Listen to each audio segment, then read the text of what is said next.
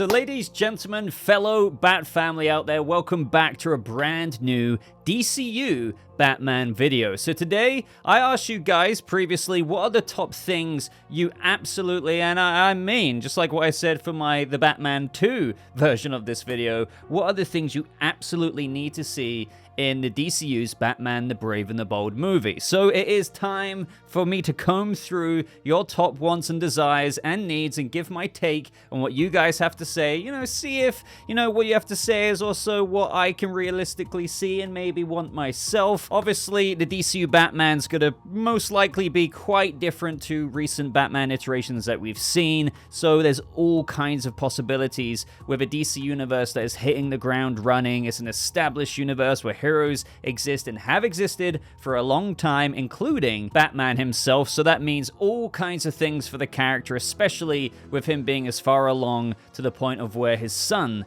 Damian Wayne, is entering the picture. So let's get into this, guys. Would really appreciate if you left a like on this video. Let YouTube know that you're enjoying the content here. Consider subscribing if you haven't done so already, and let's get into comment / want / top need number 1. So from Tercy Dawson King, I think a Batfamily beyond just Batman and Robin is really important for us to see in live action. We need less lone wolf Batman, especially if that's where they're going with the Reeves films. And I think everyone, can I speak for everyone here? Probably most definitely, I would say, actually agrees with this one. I think that is low-key an expectation, right? Because with Damian Wayne entering the picture, usually Batman, to be honest, is kind of in his 40s when Damian comes along after having trained Dick Grayson, maybe Barbara in those first 6 years, and then, Jason Todd, and then after a year or two, give or take, especially with, adaptations don't copy and paste here, Tim Drake, and then eventually Damian Wayne. But, the Bat family is a big family. We do need to think about how it's not going to be, again, copy and pasted in this new adaptation. As I always say, guys, I always expect adaptations of source material to not only adapt faithfully, but, one would hope, but also innovate. But don't innovate to the point of deviating, because therefore you would alienate fans. But I don't think, I know, especially with us Batman fans, this isn't going to please everyone with the, scope of the Bat family, just how they're going to adapt the Bat family, who might even be skipped over. That is something we need to, consider here, because a lot of people all the time want a Bruce Wayne who is not too far from David Corenswet's age. Now, Superman is, 31 in the movie, which James Gunn confirmed he's going to match David Corenswet's age. So by the time the movie comes out, when they're filming right now, let's just call Superman Clark Kent 31. Now, as a result, lots of people kind of want a Batman who's like, a couple of years older, give or take. But obviously, if you're a Batman fan, you'll know that by the time Damian Wayne comes along, as I briefly teased, he's, quite a bit older than 31. However, it is important to stress that isn't necessarily a huge issue, or while this might not please everyone, you can still, I guess, somewhat trim off the fat of some canonical material there to make it work in live action to have Bruce Wayne a little bit younger. And thus, as what Tess Dawson King, I'm sorry I keep butchering your name, is saying here, you want a Bat family beyond just Batman and Robin. So I guess, that would mean, not just Batman and Dick Grayson and then Damian coming along, but maybe he's trained Jason Todd by this point. Maybe he's died. We're going to get into that a little bit more in this video. Maybe there was a Barbara. Maybe this is post-killing joke. Yeah, I do think that is very important to see, because one thing I kept seeing you guys say in the comments of my community post when, submitting questions for this video, or just, your top ones, is that it's so important to do what hasn't really been done in live action before. Sure, we've had, a Robin and a Batgirl before and whatnot, but we've never truly seen, just like in the comics, the source material, to freaking animations, to whatever, multiple Bat family members. Now, I'm not saying you need every single one down to, even if you want to chuck Stephanie Brown in there, but yeah, you can have a few, and I think the time has come. Now, up next from Arthur Mussey 9897 saying, I really want to see a Batcave with a giant coin, a dinosaur, a giant Joker card, a Riddler trophy, and other souvenirs. Also, the Bat family suits in the background. absolutely in need. I think with this DC Universe being very, very fantastical, one of the things that we haven't really seen, I mean, we have seen big Batcaves in really visionary Gothams before, but I do think a Batcave, kind of, yeah, reflecting the source material that we see when Damian comes in, being really big, but with trophies, would be really, really awesome. And, you know, this kind of encapsulates what fans are really thinking that this DCU Batman and this new DC Universe, with Bruce maybe being 10 years in his career already, but, you know, let's face it, he's already quite a ways in to some extent. And again, it's important for me to stress, he's still in his prime. Don't freak out saying, oh, I don't want an old Batman. He's not going to be old. But what comes with that is they probably are going to go very kind of comic book, goofy, wacky, campy, if you will. But also, that's, again, don't freak out. That doesn't mean they're not going to be serious at certain points. I feel like sometimes when I say one thing, people just think, oh my God, it's going to be like, I don't know, Jim Carrey, Riddler or something. But no, the Batcave here, I do think that would be really cool. And believe it or not, yes, I'm going to reference DC Titans with Ian Glenn's Bruce Wayne. Now, this is quite a minimalist, if you will, way of showing these trophies, but Bruce, I think, even had some holograms out there of like the dinosaur. He had certain trophies on display, as you're seeing on screen right now. This was, you know, this moment in Titans made me feel really giddy because they put the effort in there to show that part of the source material. So imagine that, which I find really cool in terms of production design for Titans. But on the movie scale for the DCU, that would be so cool. I really want that. And yeah, like, again, akin to the Son of Batman scene where you see all of the suits, that would be really, really awesome as well. Obviously, this depends on the discussions we've already had in this video. How many suits are there going to be? Maybe multiple different Batman suits would be really cool, but how many Robins, or would there be a former Batgirl suit there? But, you know, just Barbara's in Oracle mode now, but would there be the Jason one? That would be fantastic. I think we all want this. This is definitely a need for this video. Maybe actually not for all of you, but that's the thing. You know, compared to even Robert Pattinson's, Matt Reeves' Batcave or Nolan's or whatever, this time I really do think we should expect big comic book aesthetics, Batcave, everything like that. Everything, honestly. I mean, I don't want to get any promises out there. It's not like I know, right? It's not like, I mean, the script hasn't even been written, but this is something that I would love to see. Some, you know, kind of hallmarks, some monuments of Batman's history and his career thus far. Because also, you know, with Batman being 8 to 12 years into his career, give or take, in this movie, thus will the Rogues Gallery. You know, we're getting the DCU Arkham series. And you can't really do an Arkham series if there isn't a Rogues Gallery already established, if you know what I mean as well. So, as a result, Batman's probably already, I mean, 8 to 12 years in, and again, that's my ballpark there, which I don't think is ridiculous for me to say, would mean, yeah, 8 to 12 years of various different Rogues Gallery villains, and thus 8 to 12 years of different trophies obtained. So I know I keep saying the same thing, but I need this. I really need this. Titans gives you a little sneaky peek there, but maybe I'm showing some comic book panels on screen right now and where they could really go out there with stuff like this. So, oh my God, I need this. Up next from Austin Daniels 4827, he says, I really want a scene that talks about Jason, and I want to see how his death affected Bruce Wayne, assuming he's dead at this time. Even if it's something simple like Damian looking at his suit and Dick or Alfred mention it to him, it doesn't need to be a lengthy scene, but some mention would be nice to add context to an already established Batfamily. Jason is my favorite Robin, and I think his story isn't one that can be skipped over. It's too important to Bruce as a character that he lost a Robin, and I want to see how it changed him. Now, again, this is, I would say, honestly, I would say this is a need from me as well, because there's so much you can do here, or should I say, this offers so much more depth to the movie, or another layer that would just only be beneficial and, you know, offer more exploration of Batman himself and other Batfamily characters in the movie even more. And I think this one is a need because you know, sure, we don't know the full extent of how they're going to adopt the Batfamily. Are they going to somewhat condense some training to maybe fit another one in there, like Tim, maybe, to make Bruce a little bit younger than that of 40-ish when Damian comes in usually, right? So they can trim some of the fat off there to kind of make him a little bit younger. That's what I mean when I say things like that. But what I mean by we don't know the full extent is that I do think we more or less know that Batman I would say, is very likely to have trained Jason Todd in the past, and by the time this movie is happening, which I would have to say, Batman is roughly 8 to 10 to maybe even 12 years, dare I say it, into his career by the time we pick up with the first scene in Brave and the Bold. Jason should have been trained and died. Now, of course, the floor is open to whether he's been resurrected and has already returned as Red Hood, but I think the most popular want and need from fans, at least from what I'm reading here, and for myself,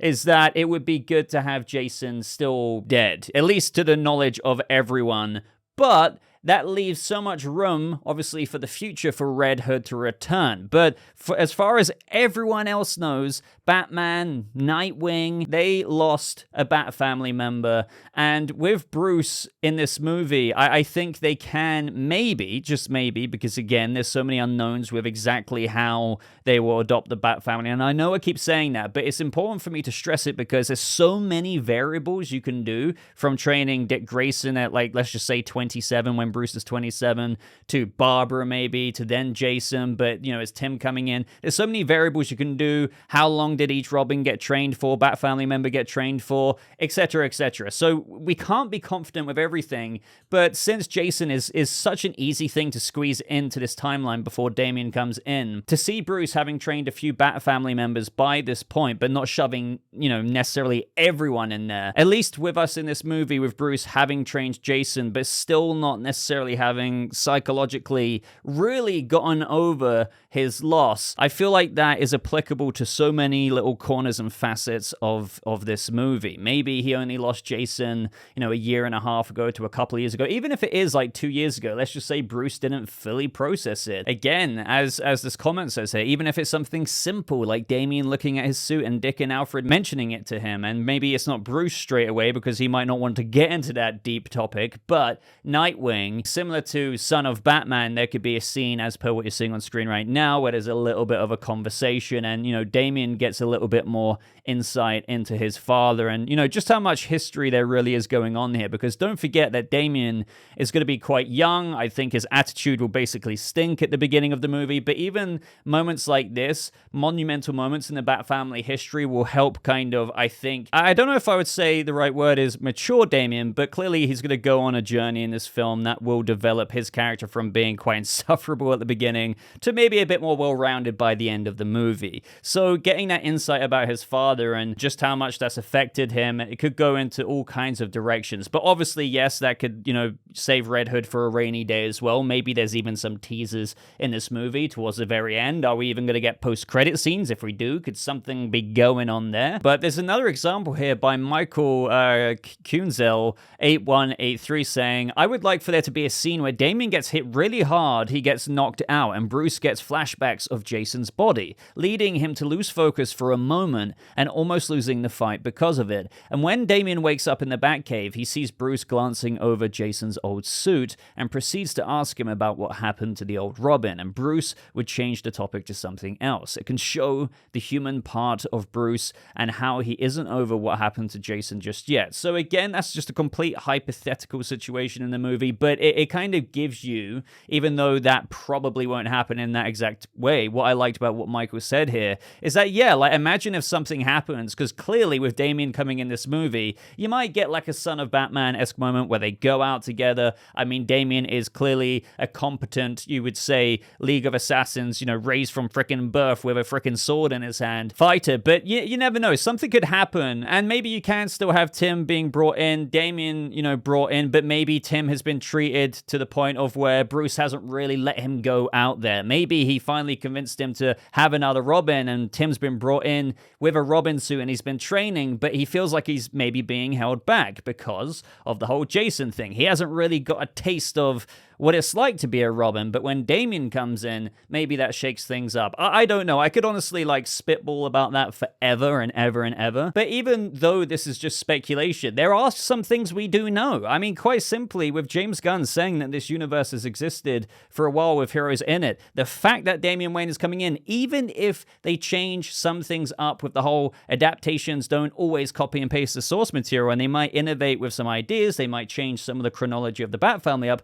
no matter what, we know that Bruce Wayne would have trained more probably than two Robins. It won't just be Dick Grayson. Maybe, again, Barbara is already Oracle. No matter what, Damian coming in, yeah, sure, Bruce might not be 42 to 43, 44, but still, he's been Batman for a hot minute. This isn't an origin story. He's not even at David Corenswet's Superman, maybe like Superman for 2 or 3 years. Bruce is most definitely, I would say, around 10 years. At the very least, to be honest.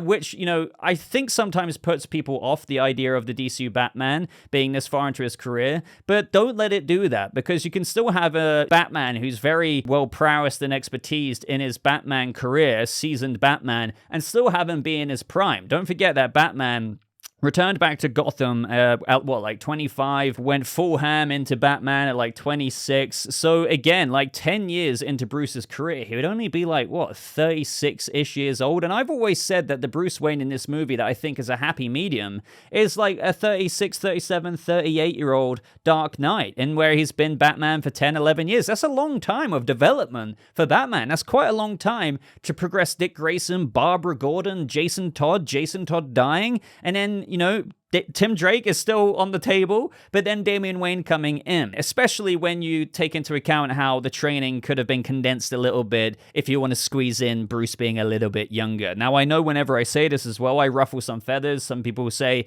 why does Bruce's age matter so much? Stop obsessing over Bruce's age. And it's like, well, we do that just so we can kind of get our feelers out there a little bit. But I do agree to an extent there. Some people say, what if they don't really address Bruce's age so much? They just kind of get on with the movie, get on with the story, and we just know that he's been Batman for 10-ish years, and, it might not be more complicated than that, and obviously, it's not a shocker that actors in real life, their real age, does not reflect the age that they are playing of the character in the movie. So yeah, you could have a 38, 39-year-old actor in real life playing a 35-year-old Bruce Wayne in the film. But obviously, us kind of nerds of the source material do kind of like to know timelines a little bit, because it does give you, especially with a character with a lot of history, especially from year 1 Batman to year 10 Batman, you kind of want to know roughly how things may go, and thus you kind of want to know roughly what age he will be, because it can paint a picture a little bit of maybe what could be adapted. But the ironic thing about me pointing that out is, as I said, even with us getting that picture painted a little bit better, if we knew that information, it still might not be what we think, because they could innovate to the point of changing things up a little bit. So yeah, either way, I kind of went on a massive ramble there, but I do like the picture painted of, no matter what in this movie, Jason Todd's effect on Batman, even if he had a Robin after Jason Todd, such as Tim Drake, it could reverberate out into this film in lots of different ways, and maybe a subplot that could be going on, and maybe even Damian mirroring Jason in some ways as well, and where maybe something could happen to Damian and Bruce kind of freaks out, and it actually, makes him drop his guard, and that could be interesting. So up next from JD1776 saying, white eyes on the suit. I want this to look like Arkham Asylum Batman with his detective vision on. No holds barred. Really fantastical and gothic looking Batman like in the Arkham game series. I do love the realistic takes like what Nolan and Reeves have done, but we haven't seen a fantastical Batman aside from Batfleck, but he never had a solo movie since Clooney in 97. I want this to be a really high-tech, white-eyed Batman.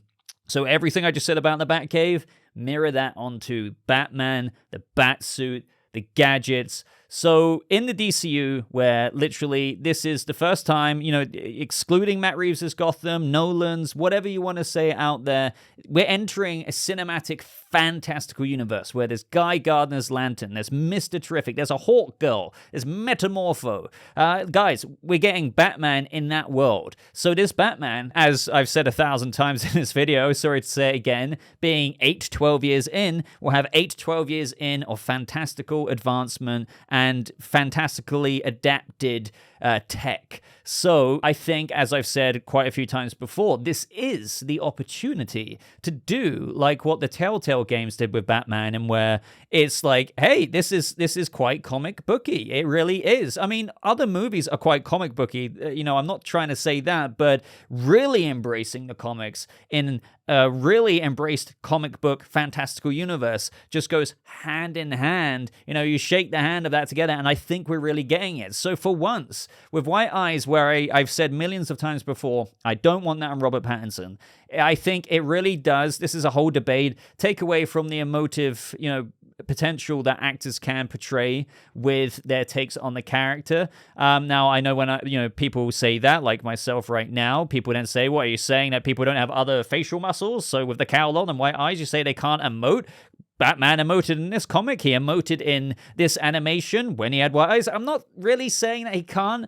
I'm just saying for those takes, leave it as it is. But in the DCU, well, I say embrace the white eyes. Give it to us. Why not? Like, we haven't really had it before in live action outside of the BVS, suit where he faced Superman. So give the actor the challenge of having the white eyes. And I say challenge because, again, I don't think really there's too much argument with how, if you can see the actual pupils, it does give you a bit more of an acting edge as opposed to actual, Deadpool-esque white eyes, if you know what I mean, just completely gone. But I don't care. I want it. Give it to us, truly. A Batman with white eyes, a high-tech suit. So again, I always point, Batman Telltale. I would love the Batsuit in the DCU to have any kind of similarities to that suit. I mean, there's a couple of suits in Batman Telltale, but I think they're armored enough. I love how on his gauntlet there, he actually almost has this kind of holographic interface. So yeah, high tech, expect it. I dare I say it, expect it. If not, let's just put it down to an absolute need. I need it. I never normally say that with white eyes, but I'm all freaking balls to the wall when it comes to the DCU Batman embracing everything fantastical, as we went over the Batcave trophies, but the Batsuit, the Batmobile, make it mother-freaking high-tech.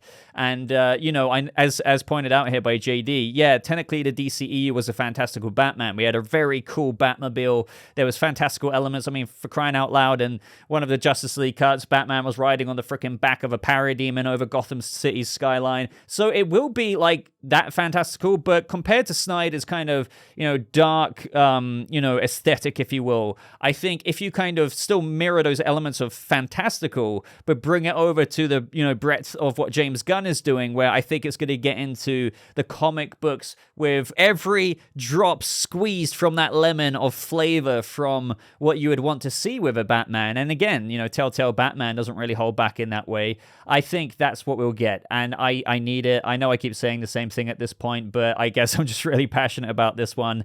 I've got my Pattinson Batman over here with this really comic book cool but grounded take on the universe. But in the DCU, why not?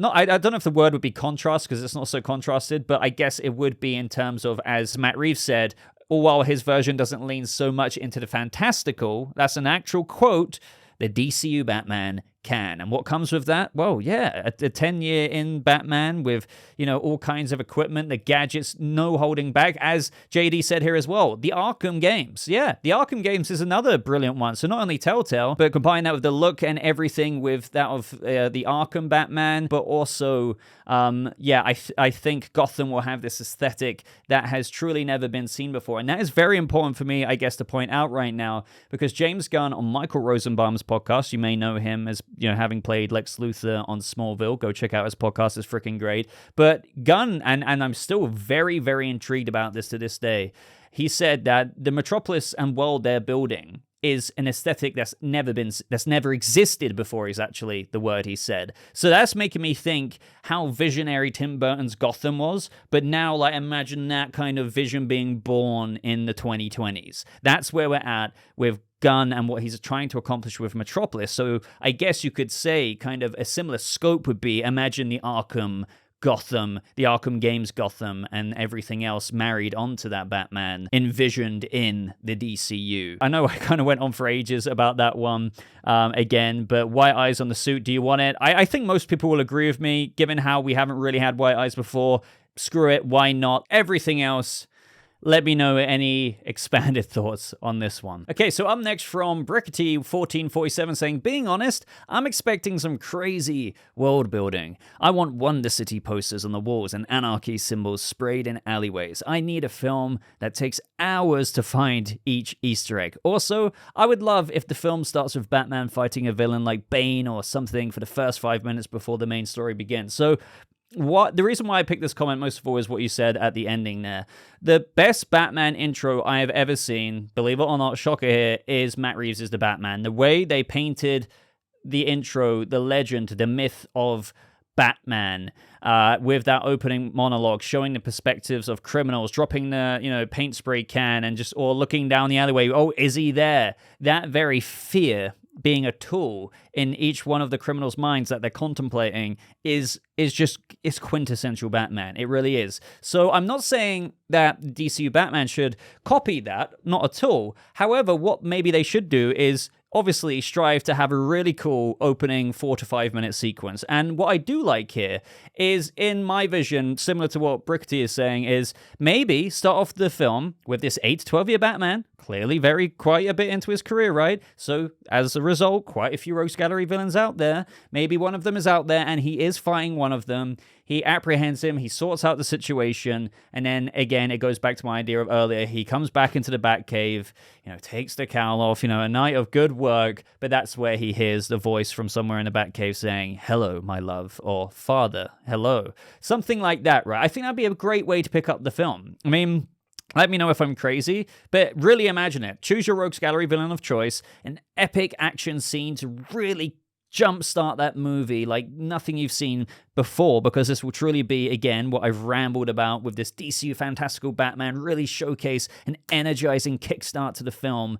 And then, maybe he says something to Jim, the villain is carted off to Arkham. That could be our backdoor pilot even, a nice, kind of teaser of what Arkham looks like and what we're going to see in the Arkham series. But Batman eventually comes back to the cave. There's an exchange of Alfred, but he finally starts to take the armor off. And, Alfred's been trying to tell him something this whole time, but Bruce has maybe been brushing it off. And he's like, "Sir, Master Wayne," and that's when we hear the words "Father," and Alfred's like, I did try to tell you, sir," or something like that. I think that would be an amazing opening, because I think the way Damian is introduced in this film to not only the audience and Batman should be a bit of a surprise, like the last thing Bruce was expecting.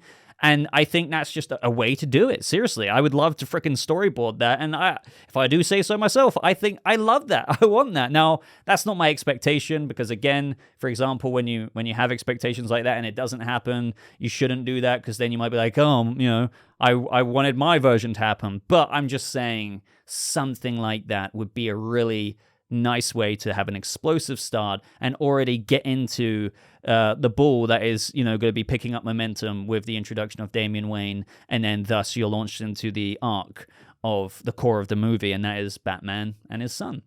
And let me know your thoughts on that. Any ideas similar to mine, but maybe a different Rogues Gallery villain, or, what kind of action would you like to see? Obviously, they don't want to go too ham at the beginning, because you want to save some cool moments for the second act and all kinds of other things. But, I think you need to hit the ground running. I would say my takeaway need from this is a intro to Batman that is very Batman, one reflecting his seasoned Batmanhood, if you will, because he's 8 to 12 years in. It makes sense for that to be him maybe apprehending a villain, or if not, at the very least, already on the night out in Gotham, and thus naturally returning back to the cave, and thus you jumpstart the next part of the movie. I think that is a need, no matter what, to have a big, memorable opener to the film, just like how memorable Matt Reeves' The Batman opening is. Up next from XSX Thunder 2410 saying, "I need to see a movie that will make fans feel something, an emotionally charged journey about a closed-off,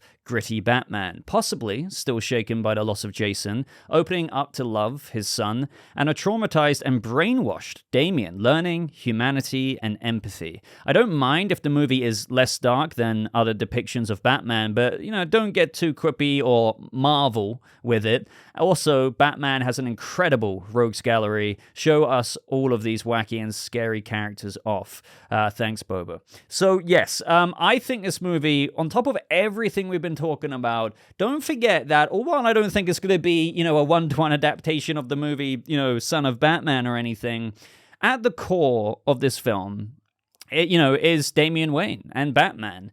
Let's just say, I think this is safe to assume, Talia al Ghul drops off Damian Wayne on Batman Bruce's doorstep. You know, maybe by the time Bruce comes back into the cave after a cool little intro to the movie, takes his cowl off, and he hears behind him, "Hello, father," or something like that, or "Hello, my love," from Talia. And so the journey begins. Now, don't get me wrong. I know some people be like, "Oh, but I also, you know, want a Batman movie." Don't forget that, like, yes, even with Damian in this film, you're going to get everything that and I know some people don't like this as well. I know I'm jumping all over the place.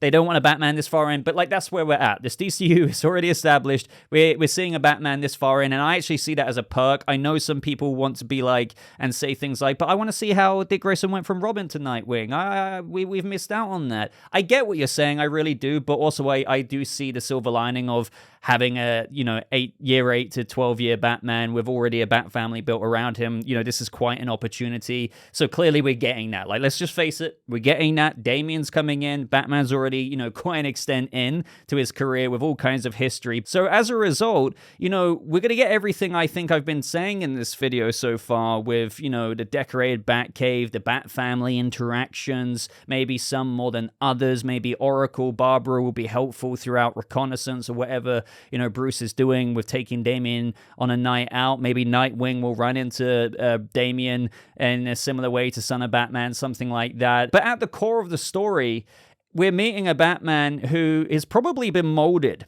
in a certain way through his first 8 to 12 years. You know, Batman, you know, honestly, isn't necessarily a great father figure. He hasn't always been a great dad, and that especially applies to people such as his Robins or Batfamily characters. Now, there are ebb and flows of this, where it's kind of like a line graph. It goes up and down with how, you know, nice Papa Bruce can be and how, you know, I guess sentimental the relationships can be here and there.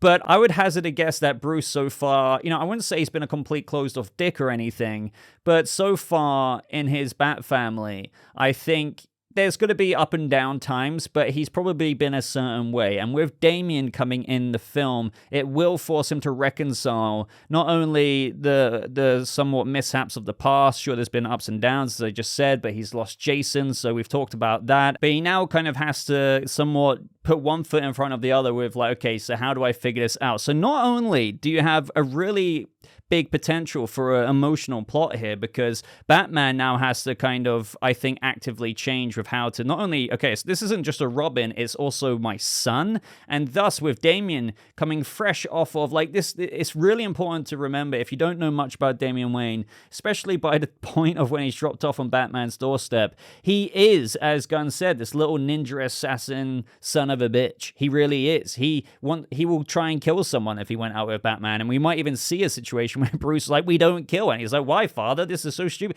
It's crazy what this kid has been through. So you're going to have Damian transform throughout the arc of the film, but through tackling how to help Damian change and kind of adapt to his father's outlook and principles and everything like that. Thus, will that be reflected on Bruce's own change as well? And, you know, both of them will kind of mold together, and we could even get a scene like this, as you're seeing on screen right now, in the film, which would be really touching. Really, really touching. And this can get quite complex. Maybe Ra's al Ghul could come into it, because I've said a billion times before, not only did Batman thwart his plans with how, you know, Bruce Wayne was intended to be the heir to the demon, now he's going to be kind of probably aggravated that now Damian has gone with Bruce, so Ra's might view it as, oh, you've stolen my other heir. It's like, screw you, man. I mean, obviously, who knows where that could go, but I do expect a looming presence of Ra's al Ghul. Things could get very complicated there with Talia. What is the real reason? I don't think it's going to be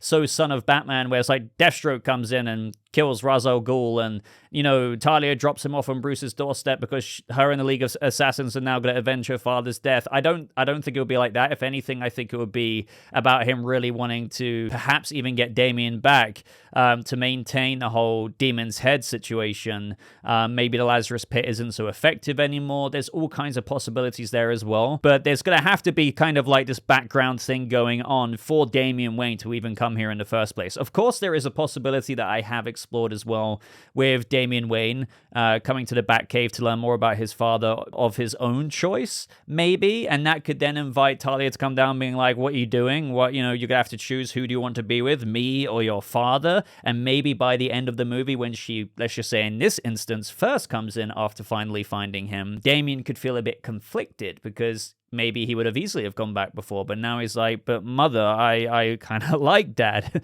now. I don't know. That's, I guess, getting a bit unrelated now, but getting back to the core of this comment, an emotionally charged journey, on top of the cake being decorated with all kinds of Batman desires that we've already been speaking about in this video, such as the Batcave, Jason, this, that, and the other.